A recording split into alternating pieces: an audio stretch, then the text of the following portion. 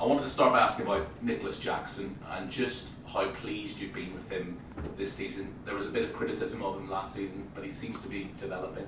Yeah, no, he's doing very well with us since we start. He has been open-minded in terms of we ask him and we require sometimes different things. And this, as I said, open mind, he wants to learn. And he's doing very well, not only in terms of numbers, goal and assist. He's doing well the way we want to play off the ball. When we press, it's always aggressive, and we are very happy with him. He's obviously still quite raw. He's only 23. Mm-hmm. But what do you see as his ceiling? How good can he be? He's already good. He's already good enough for us. But like all the players, there are many things that he can do better. For sure, also sometimes this season happened that he had 1v1 chances that he missed. That can happen. So he can improve that area. He can be a bit more brave on the ball when we need him to link with him, to play with him. But overall, there are all areas that he's already improving a lot. Enzo Fernandez was man of the match on Saturday, playing alongside Caicedo. Obviously, you've used Caicedo and Lavia together as well. Do you know what your best midfield two is? I know perfectly that they are all good. So, as I said many times, depends a little bit the game plan. We use Romeo or Moi or Enzo. In the Conference League, we use also Cesare Casadei there, that is doing well. So, depends a little bit on the game plan. And I know this is a problem for all Chelsea coaches in the last few years. But how easy is it to keep them all happy, knowing you're not going to play on Saturday, Enzo will be playing, you're not going to be playing, Moses will be playing? Yep. It's never easy. It's the bad part for all the manager when you have to leave out players. But the good thing is that they can see clearly that they are not the same 11 playing every game. We saw in the last game against Leicester, Benoit Badiashile did fantastic. He was not playing a lot in the Premier League. Enzo did fantastic. Joao Felix did fantastic. And this shows exactly the way we want to work, that we need all of them. I suppose for a coach, the dream is that it makes them more hungry. If they're left out of the team, then they just want to prove you wrong and get into the next day. Exactly. This is also one of the targets that they can compete with each other in the right way. So the other day Romeo was on the bench. Doesn't mean that Romeo will be on the bench the next game. The same was for Malo Gusto, the Pedro Neto that was out. The good thing is that when we give them minutes, they are ready and they get the chance. We're 12 games into the season now. Chelsea are third. Are you in a title race? No, I said many times, and I really like the pressure. I really like to say, yes, we are there, but we are not there. We are not there. I said Arsenal is ahead of us, City is ahead of us, Liverpool is showing that it's ahead of us. So, but the important thing is that we improve game after game, and then we see. Do you not look at the league this season and think, however, that it's anybody's title really? Manchester City have lost 3 Premier League games in a row. Liverpool, like yourselves, are under a new manager, finding their feet.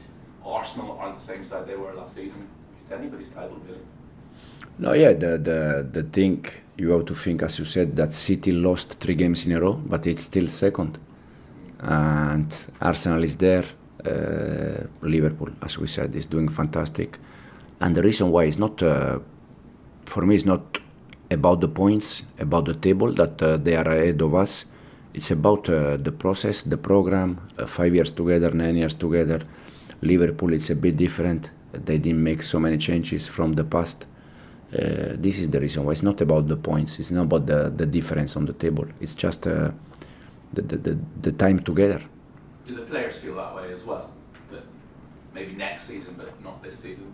No, the player, they have just to be focused on day by day, how they work, how they improve, and then for sure we are going to win games. Thank you. Thanks, Sam. Enzo, nice to see you. Just in terms of the title race, I know you mentioned that you're not in it, but I guess it's always nice to be asked, and it shows how far this Chelsea team, how much they have improved in such a short space of time? It's nice to see the team, as you said, improving. That is important. It's nice. It's good feeling. But in the same time, you have to be realistic, and you can see the difference between us and the rest in this moment.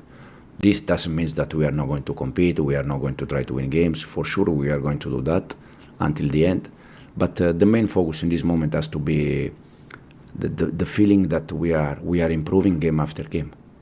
I know you often talk about needing to improve the defence and needing to improve the attack, but realistically, how far can this side go? How much more improvement is there to be made?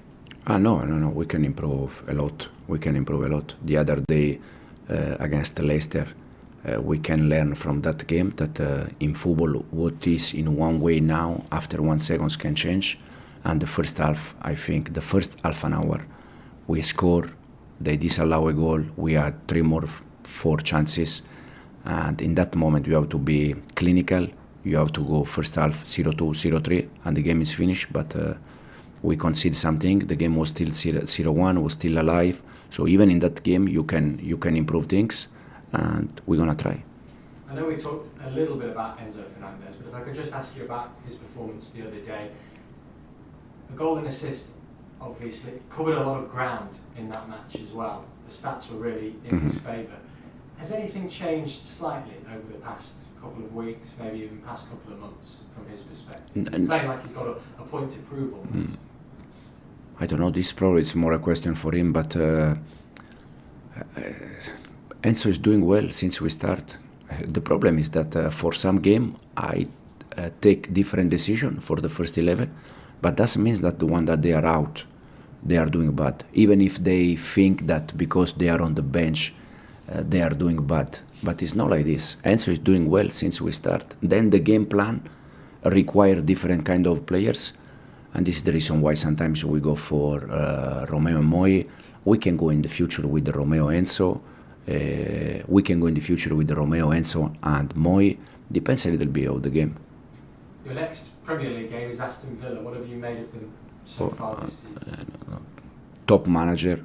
They are doing fantastic. I know Unai from Seville, from Spain.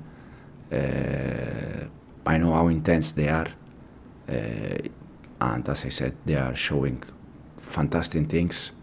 Very good players. So it will be a tough game. You mentioned the manager there. Unai Emery had an immediate impact when he came into Aston Villa. You seem to have had an immediate impact coming in here to Chelsea. But that's not always the case with managers coming into new clubs. What is the, don't want to use the term secret, what is the secret to coming in and having an immediate impact on a club, do you think?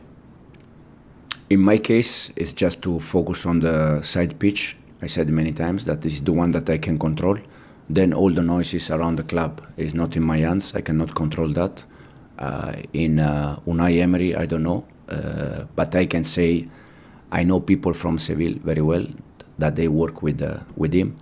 And he's a huge worker in terms of spend times, hours, working. Work ethic, you say work ethic. And at the end, when you spend hours working, you get something. Just finally, Enzo, I know that balancing European football and domestic football is probably one of the most difficult things to deal with for a manager. Do you think one of the best decisions that you've made this season is almost separating the two squads, allowing focus to be on European football, but then also giving yourself a chance to focus? But we don't separate the squad. We use different players, but the squad is only one. I said, because this question they already asked me, if we have two squad, the squad is only one. Then I take different decision for every game, and sometimes we change 11 players from one competition to the other one. It's also a way to protect the players. Until now, is working quite well, and hopefully it can work until the end.